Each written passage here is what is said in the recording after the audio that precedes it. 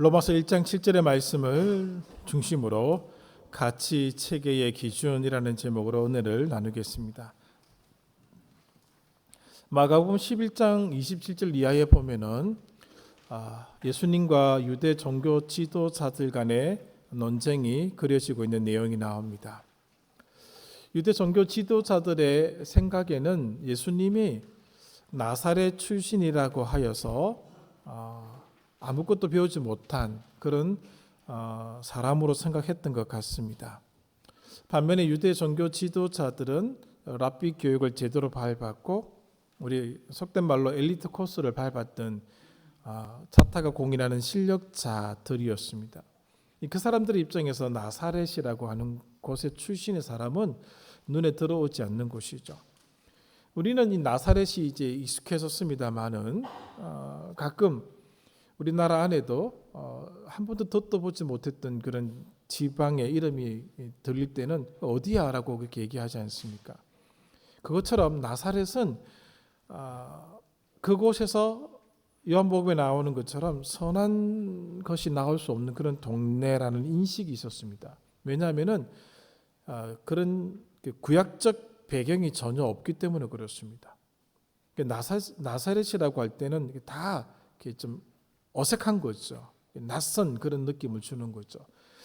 그 지역의 출신인 아무것도 배우지 못했던 것 같은 사람이 유대의 종교 지도자들하고 논쟁을 벌입니다. 근데 이 종교 지도자들이 여지없이 패배하게 됩니다. 문제는 어디에 있었는가 하면은 군중들 앞에서 창피를 당한 것이죠.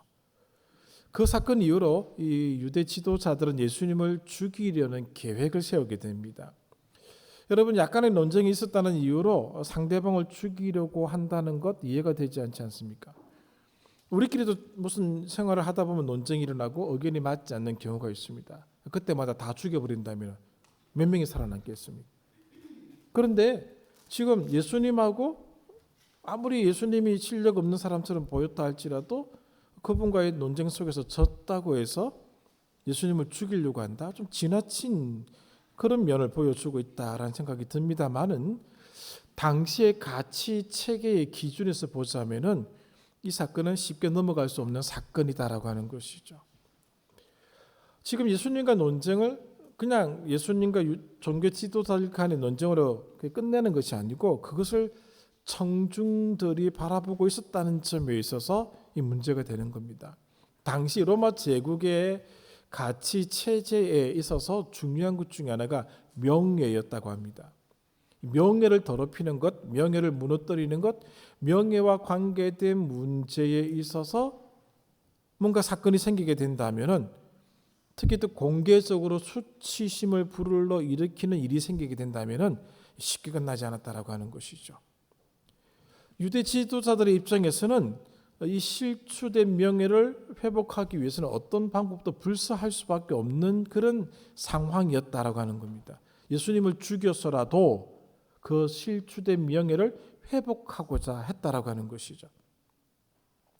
그만큼 로마 제국의 가치 체제에 있어서 이 명예는 그 어떤 것보다 중요한 것이었습니다. 명예가 실추된 로마 황제는 그 자리를 내어놓아야 할 정도로 그 당시 로마는 이 명예라고 하는 것을 굉장히 중요하게 여긴 겁니다. 지금 이 유대 사회도 물론 유대 사회는 조금 성격이 다르겠습니다만은 로마의 식민지 하에 있었다라는 점을 생각하셔야 됩니다. 그러므로 예수님과의 논쟁의 사건은 사적인 사건이 아니고 공적인 사건입니다. 사회적으로 매장될 수 있는 공적인 죽음이 선포되었다라고 해석을 해도 틀리지 않습니다.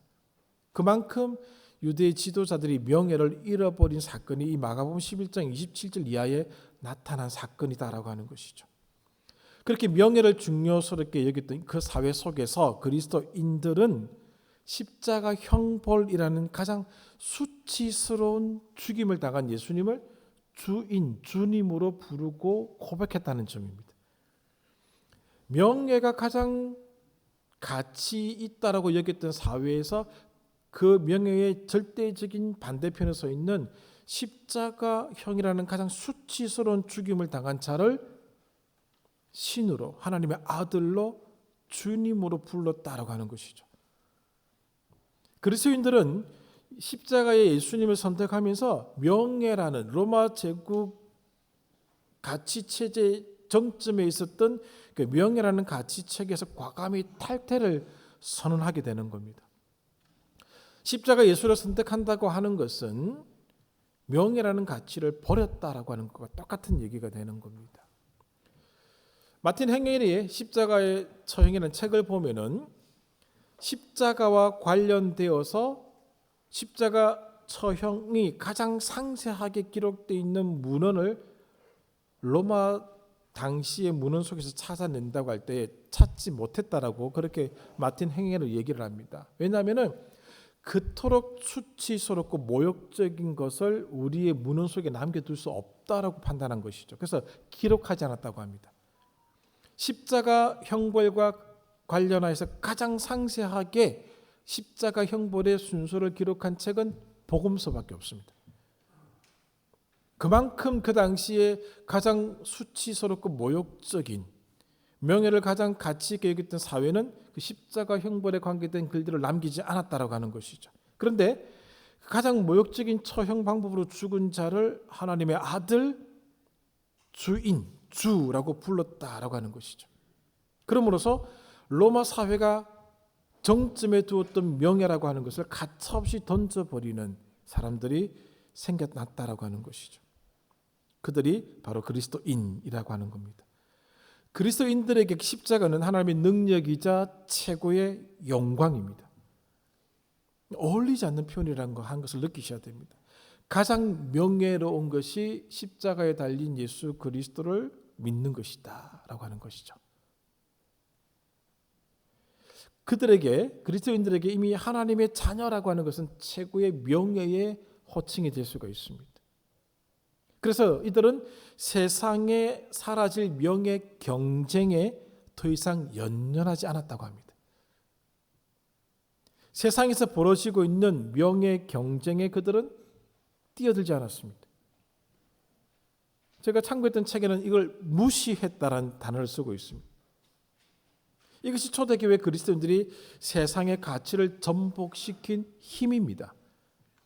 이런 것들이 새로움이라고 말씀드릴 수 있는 것이죠. 그리스도인들은 세상의 가치 체계와 평판에서 벗어난 자들이었습니다. 대신 하나님의 평판에 귀를 기울였던 자들입니다. 그들은 세상의 가치와 평판을 극복했습니다.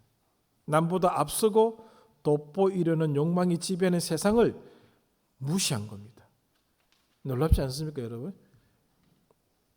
남보다 앞서고 돋보이려는 욕망이 지배하는 세상을 무시한 겁니다. 돈과 권력과 지위를 추구하는 방법을 그들은 버린 자들이었습니다. 이것이 우리가 세상에 제시할 진짜 힘입니다. 진짜 새로움이다라고 하는 것이죠. 이것이 일어나야 할 곳이 바로 교회여야 합니다. 그러나 우리는 다 알고 있죠. 이 세상 가치 체제의 영향력 속에 우리가 지금 살아가고 있다는 거 다 알고 있죠. 쉽지가 않습니다. 본문을 보시면은 이 본문 안에는 초대교회의 성도들의 자기 정체성이 표현되어 있습니다. 이 로마서 1장 1절부터 7절까지는 로마인들, 로마 교회의 성도들에게 바울이 보내는 편지의 서문 형식이 기록되어 있는 부분입니다. 이 편지 글을 쓸 때에 이런 형식을 가지고 이런 내용을 가지고 글을 썼다라고 하는 것이죠. 근데 그 글 속에 그리스도인의 정체성이 표현되어 있는데 7절에 가장 잘 나타나 있다라고 그렇게 얘기를 하고 있는 것이죠. 우리가 알고 있는 사도행전 11장 26절을 보시면은 당시 초대교회 성도들을 세상은 무엇이라고 불렀는가 하면은 그리스도인이라고 불렀습니다. 이 호칭은 그리스도인 초대교회가 스스로 사용한 이름이 아닙니다. 세상이 그들에게 붙여준 이름입니다. 그러니까 오늘날 우리식으로 바꾸어서 얘기를 하면은 예수쟁이라고 해석하시면 딱 적절합니다. 저 예수쟁이들 이렇게 우리가 한때 참 얘기를 참 많이 들었지 않습니까? 오늘날은 참 무식하게 표현하는 그런 얘기를 많이 듣게 되는데 예의가 없는 거죠. 그런 것은. 당시 로마 제국 하에 이 그리스도인들을 향하여 사람들은 그리스도인이라고 불렀다라고 하는 겁니다. 그리스도인들이 스스로 부른 이름이 아닙니다. 세상이 붙여준 이름입니다. 그렇다면은 초대교회는 스스로를 어떻게 불렀을까? 1장 7절에 그 이름이 나옵니다. 그 실마리가 나오는 본문이라는 거죠. 이렇게 합니다. 7절. 로마에서 하나님의 사랑하심을 받고 하나님이 사랑을 받은 자라고 불렸습니다. 단순히 사랑한다라는 그런 개념에서 끝나는 것이 아니라 특별한 관계에 있는 자, 하나님이 유일하게 사랑하는 대상, 하나님으로부터 굉장히 소중하게 여겨지는 사람이라는 뜻입니다. 하나님이 정말로 사랑하는 사람이라고 그렇게 그들은 불렀다라고 하는 것이죠. 두 번째는 성도로 부르심을 받은 자라고 그렇게 불렀습니다. 이 성도의 의미, 여기서 나타난 성도의 의미는 초대받은 이들, 환영받는 이들, 하나님으로부터 초대받아서 예수님께 소속된 자들이라는 것이죠. 서로 부를 때 당신은 하나님의 사랑을 받은 자입니다. 당신은 성도로 부르심을 받은 자입니다. 라고 불렀다라고 하는 것이죠. 이 둘을 합치면 이렇습니다. 하나님의 사랑을 받고 초대받은 자라고 초대교회 성도들은 자기 자신을 그렇게 인식하고 있었습니다. 그런데 이 이름도 초대교회 사람들이 스스로 붙인 이름은 아니다라고 합니다. 누가 붙여주셨는가 하면 하나님에 의해서 붙여진 이름입니다. 하나님이 그들을 부를 때에 나의 사랑하는 자들이라고 부르셨다는 겁니다. 내가 부른 자들이라고 부르셨다는 거죠. 나의 사랑을 받고 내가 부른 자, 나의 부르심을 받은 자라고 그 당시 초대교회 성도들을 그렇게 부르셨던 것입니다. 하나님이 먼저 사랑하셨고 하나님이 그들을 먼저 부르신 것이죠.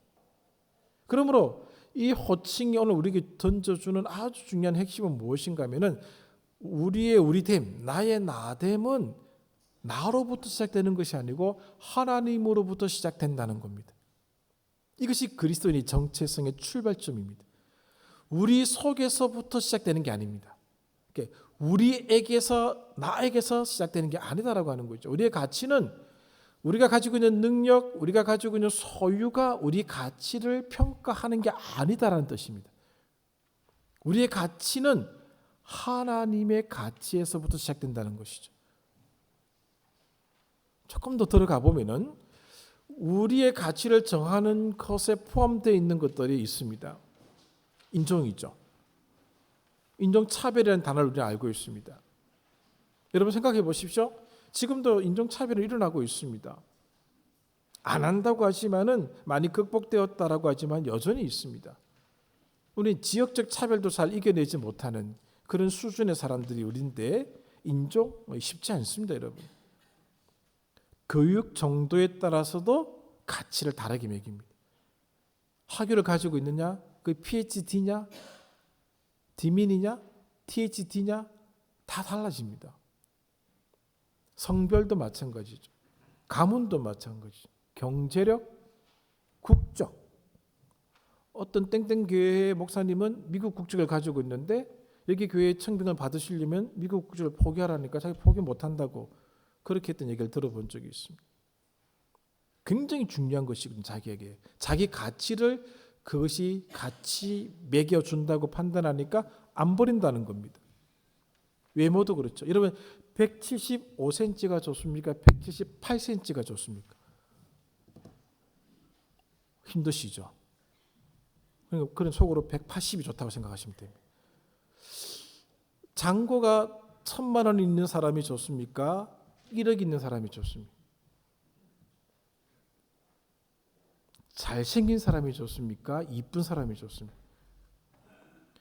우리가 가치를 정하는 것들이 이런 것들이다라고 하는 겁니다. 이 모든 가치는 오랜 사회가 오랜 시간을 통해서 만들어낸 것입니다. 그래서 여전히 영향력이 있습니다. 저에게도 영향을 끼치고 있고 우리 성도님들에게도 영향을 지금도 끼치고 있습니다. 무시할 수가 없습니다. 그러나 초대교회 성도들은 이런 가치를 무시하는 자들이었다라고 알려져 있습니다. 세상 가치에 끌려다니는 사람들은 그리스도인의 가치 기준을 이해하지 못합니다. 초대교회 성도들이 가지고 있었던 그 가치 기준을 이해하지 못한다는 겁니다. 당연한 것이죠. 명예가 가장 가치로웠던 그 세상 속에서 그들은 그 명예를 버려버렸습니다. 왜 그렇겠습니까? 모든 가치는 자기에게서 시작된다고 본 겁니다. 나의 가문에서 시작되고 내가 가지고 있는 권력에서 시작되고 내가 가지고 있는 경제력에서 시작되고 내가 가진 학벌에서 시작된다고 생각한 것이죠. 단 한 번도 그 가치가 외부로부터 온다는 생각을 그들은 해본 적이 없습니다. 그런 경험이 없습니다. 그리스도인이 초대교회 시절 순교까지 가능했던 이유가 무엇인 줄 아십니까? 자기의 가치가 예수 그리스도에 의해서 주어졌다는 것을 깨달았기 때문입니다. 예수 그리스도로부터 주어진 그 가치는 내가 가지고 있는 생명의 가치보다 더 크다는 것을 알고 있었기에 자기 생명의 가치를 그리스도의 가치 때문에 내어놓을 수 있는 겁니다. 그렇지 않으면 못 내어놓습니다.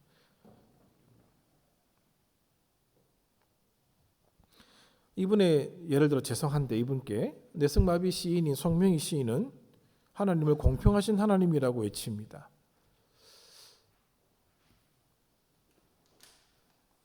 그분은 여전히 불편합니다. 자기가 하나님을 공평하다고 외쳤다 할지라도 이 시인은 여전히 지금도 힘든 삶을 살고 있습니다. 우리가 볼 때도 참 힘겹게 보이고 괴롭게 여겨집니다. 여전히 불편하죠. 그럼에도 불구하고 그 시인의 외모, 그 시인이 지금 보여주고 있는 그것으로부터 그 가치가 매겨지지 아니한다는 것이죠. 하나님이 그 시인에게 준 가치가 그의 가치가 되었기 때문에 그걸 깨달았기 때문에 하나님을 공평하신 하나님이라고 불렀던 겁니다. 그 시인을 하나님이 바라보실 때 어떻게 보고 계시겠습니까? 너는 지금 너의 육신이 그러하니 가치 없다고 보시겠습니까? 하나님이니까 그렇게 보시면 안 되시오. 그렇게 말씀하지 마시고 하나님 무엇에 가치를 두시고 그 시인을 보시겠느냐는 것이죠. 자녀가 대학에 떨어졌다고 신앙을 버리는 사람도 봤습니다. 교회를 떠나는 사람도 봤습니다. 도대체 어디에 무엇에 가치를 두고 있었기에 그런 일들이 일어나고 있는가를 생각하게 되는 겁니다. 우리의 가치는 우리에게서 시작되는 게 아닙니다. 우리의 가치는 하나님에 의해서 주어진 가치입니다. 그래서 그 당시 로마 제국 사회가 가지고 있었던 명예라는 그 가치를 그리스도인들은 무시한 겁니다. 중요하지 않게 여겼다는 것이죠. 어린 시절 읽었던 코바티스라는 책이 있습니다. 내용 기억도 잘 나진 않습니다만 제 고등학교 때 읽었던 것으로만 생각됩니다. 근데 끝부분에 아직 제 머릿속에 남아있는 부분이 그겁니다. 로마 초급 장교인 그 남자 주인공이 그리스도를 알게 되고 난 뒤에 자기가 사랑하는 리기아죠. 그 아가씨를 데리고 이제 떠나는 장면이 있는데 로마 초급 장교로서의 가치, 명예, 그리스도의 가치에 비하면 아무것도 아닌 말 알고 버려버립니다. 아무 의미가 없다는 거죠. 로마 장교가 돼서 얻으시는 부, 권력, 그리스도의 가치에 비교해 보니 그리스도가 나에게 주신 가치에 비교해 보니까 의미가 없다는 겁니다. 그리스도를 얻고 그는 다 버리고 그냥 가버립니다. 그 장면이 항상 기억에 남아 있습니다. 이 몸이 불편하신 이 시인과 비교할 수 있는 인물이 있을까 하다가 솔로몬을 찾았습니다. 열왕기상 5장과 10장에 보면 솔로몬이 이룬 제국의 부와 지혜가 어느 정도인지를 그려주고 있습니다. 특히 열왕기상 10장 29절에는 그의 지혜와 부가 세상의 그 어느 왕들보다 컸다라고 기록되고 있습니다. 그 가치, 솔로몬으로부터 시작된 그 가치가 세상의 어떤 왕들의 가치보다 크다라고 하는 것이죠. 은을 돌같이 여기고 백향목을 평지의 뽕나무같이 여긴 정도였습니다. 이게 한 해에 들어온 세수인지 뭐 평생의 세수인지는 잘 모르겠습니다만은 솔로몬 세입금의 무게가 금 22톤이 넘습니다. 현대 돈으로 계산하면 7, 8조 정도 된다고 합니다. 그런데 하나님은 솔로몬이 이룩한 그 모든 것을 가치 있다고 말씀하신 적이 단 한 번도 없다는 겁니다. 하나님이 가치 있게 여겼던 것은 열왕기상 9장 4절에 아버지 다윗의 입을 통하여 주신 그 말씀의 가치를 두었지, 솔로몬이 이룩한 그런 것들을 바라보면 참 가치 있다고 말씀하신 적이 없다라고 하는 겁니다. 솔로몬의 전도서를 한번 읽어보십시오. 물론 솔로몬이 다 썼느냐 안 썼느냐 논쟁이 있습니다만 1장 2절에 헛되고 헛되니 모든 것이 헛되다라고 얘기하고 있습니다. 그리고 솔로몬은 전도서 9장 1절에 모든 것이 다 하나님의 손에 있음을 깨닫게 된다라고 고백합니다. 그리고 그는 7장 18절과 12장 13절에 여호와를 경외하는 것이 가장 가치 있다라고 고백하게 되죠. 오늘 우리는 언제부터인지 몰라도 예수를 믿는 사람들에게 있어서 가치도 우리 속에서부터 나타난 가치가 가치 있다고 여기지게 되었습니다. 우스갯소리로 다 하나님 믿고 있으니까, 다 하나님 사랑 받았으니까, 다 하나님 부르심을 받았으니까 그거 위에 학벌, 그거 위에 경제력, 그거 위에 권력, 그렇게 해석을 하게 되었다라고 하는 것이죠. 모든 것을 다 경험해 보았다라고 하는 솔로몬의 그 고백을 우리가 귀 기울여 들을 필요가 있습니다. 진짜 가치는 어디에 있는가? 하나님이 우리에게 주신 가치에 진짜 가치가 있다라고 하는 거죠.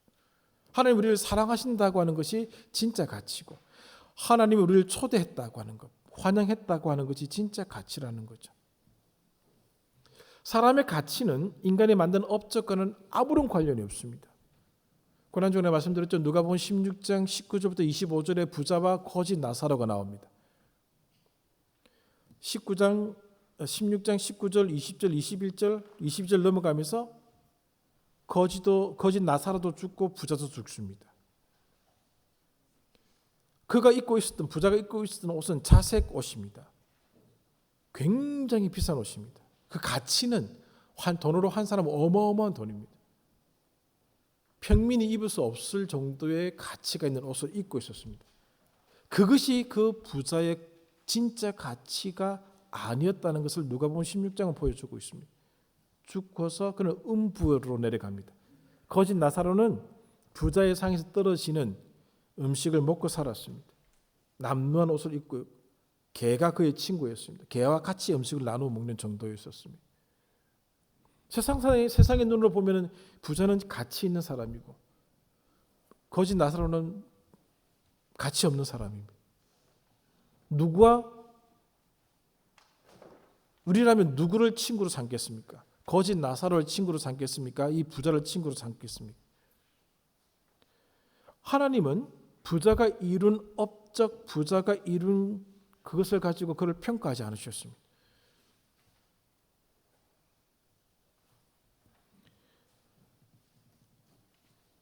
진짜 가치는 하나님께 있다는 거죠. 하나님의 은혜를 입은 것이 있느냐 없느냐가 가치를 나누는 것이지, 우리가 이 세상에서 정해진, 이 세상 사람들이 정한 그 가치로 우리가 가치되지 않는다라고 하는 것입니다.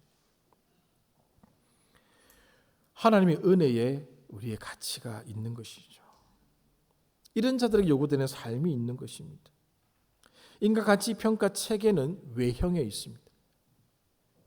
얼마나 많은 권력을 가지고 있느냐, 얼마나 많은 돈을 가지고 있느냐, 얼마나 많은 실력을 가지고 있느냐, 능력을 가지고 있느냐, 외형에 있습니다. 효율에 초점을 맞춥니다. 그러나 하나님의 가치 평가는 은혜에 있습니다.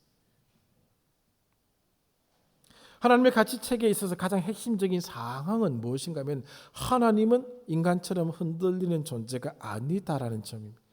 그래서 하나님께서 가치를 평가하셨으면 그 가치 평가는 안 바뀐다는 겁니다.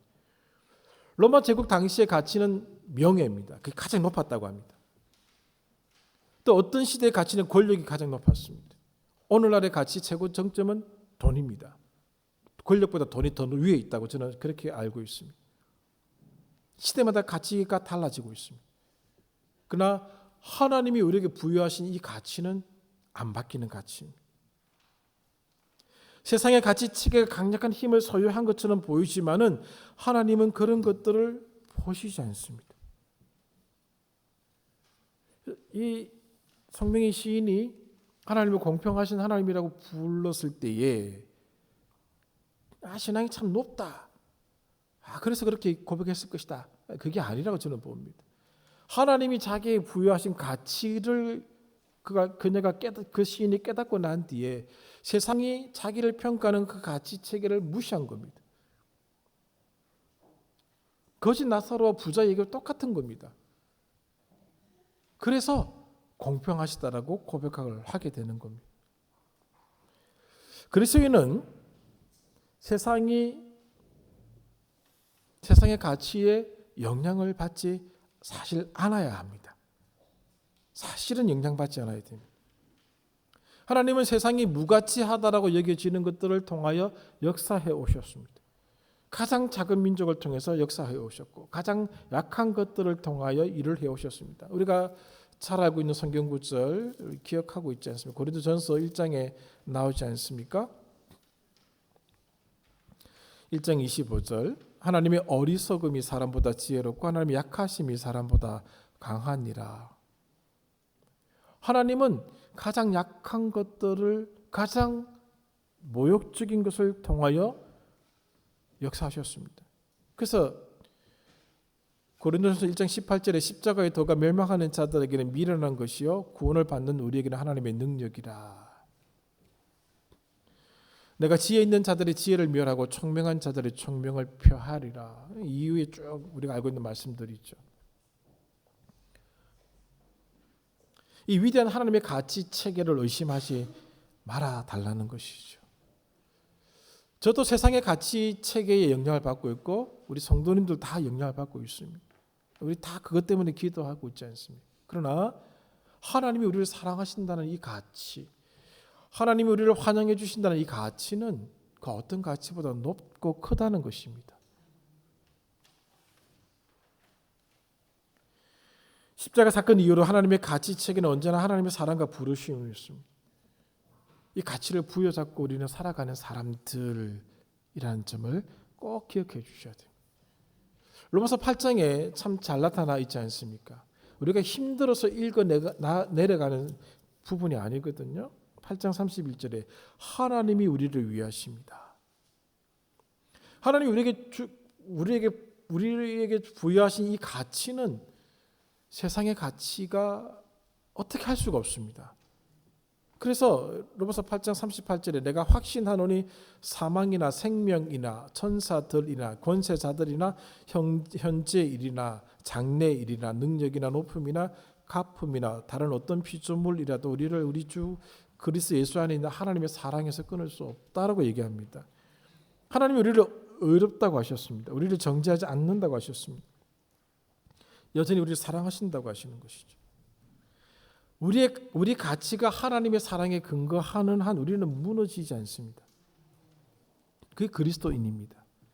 우리 가치는 세상이 정한 가치 체제의 영향을 받지 않는 것입니다. 우리 가치는. 세상 가치는 우리를 무너뜨릴 수 없습니다. 근데 우리는 그 가치에 세상 가치가 있고 없고에 따라 흔들리죠. 마구 흔들리죠. 그에 따라서 우리 신앙의 색깔도 확 바뀝니다. 얼마나 부끄러운 모습인지 모르죠. 그만큼 교회가 변질된 거죠. 잘못 가르친 거죠. 어떤 놈이 잘못 가르친지 모르겠지만 우리에게 부여된 가치는 하나님이 주신 가치입니다. 하나님이 변하지 않는 한 그 가치 또한 변하지 않습니다. 우리 가치는 치욕스럽게 시작된 십자가에서 시작된 가치지. 세상이 이해할 수 없는 가치거든요. 이것이 세상을 향한 진정한 새로움입니다. 그래서 그리스도인들이 세상을 이긴 것이죠. impossible people이라고 얘기하는 이유가 바로 거기 있는 겁니다. 세상이 감당치 못하는 거죠. 그들의 가치 체계 시스템에서 보니까 안 무너지는 거거든요. 너무너무 놀라운 것이거든요. 그리스도인이 바로 이런 사람들입니다. 오늘 문 밖에 나가면서 하나님이 부여하신 이 가치가 흔들릴 것 저도 알고 있습니다. 그러나 기억은 하고 살자는 것이죠. 우리 이런 사람들이라고 하는 거예요.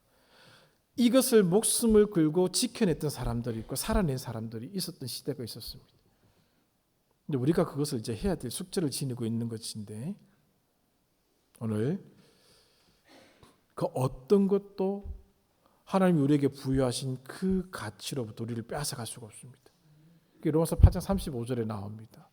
누가 우리를 그리스도의 사랑에서 끊으리요 환난이나 공고나 박해나 기근이나 적신이나 위험이나 칼이랴. 우리를 끊어낼 수가 없습니다. 우리는 그 가치를 지니고 있는 사람임을 기억해 주시기 바랍니다. 돈이 조금 없다고 해서 징징 짜지 마시고, 먹고 사는 문제가 풀리지 않는다고 해서 흔들리지 마시고, 자식들이 어떻다 해서 흔들리지 마시고, 이 가치를 가지고 있느냐 없느냐로 봐주시길 바랍니다. 그걸 위해서 기도를 하는 것이죠. 우리 새벽마다 왜 기도하겠습니까? 진급을 위해서 기도하는 것도 아니요, 잘 먹고 잘 살기 위해서 기도하는 것도 아니요, 이 가치를 부여받은 자의 삶을 살아내기 위해서 몸부림치고 기도하는, 그것이 필요하기에 기도를 하는 것이죠. 이걸 잊어버리면요, 아무리 많은 세상적 가치가 있다 할지라도 부자와 거지 나사로 얘기로 끝나버리는 겁니다. 하나님은 바뀌지 않으셨습니다. 지금도 초대교회 당시에 이 가치를 부여하신 하나님은 똑같이 우리에게 이 가치를 부여하고 계시고 있습니다. 그 싸움에서 저나 여러분 지지 말아야 되는 것이죠. 1부 때는 아멘이 안 나왔습니다. 굉장히 당혹스러웠습니다. 여러분, 우리 가치체계의 기준으로 우리는 살아가는 사람입니다. 세상의 가치체계와 충돌할 겁니다. 그 충돌은 심각한 갈등을 일으킵니다. 거기서 승리하는 우리 성도들 되시기를 간절히 소망합니다. 하나님 아버지 감사합니다. 우리가 쉽지 않은 삶을 살아가고 있습니다. 세상의 가치 체계가 너무 확고하게 자리를 잡고 있습니다. 여기서 오늘 우리가 부딪히고 또 우리가 실패하기도 하고 넘어지기도 하고 울기도 합니다. 어쩔 줄 몰라 원망하기도 합니다.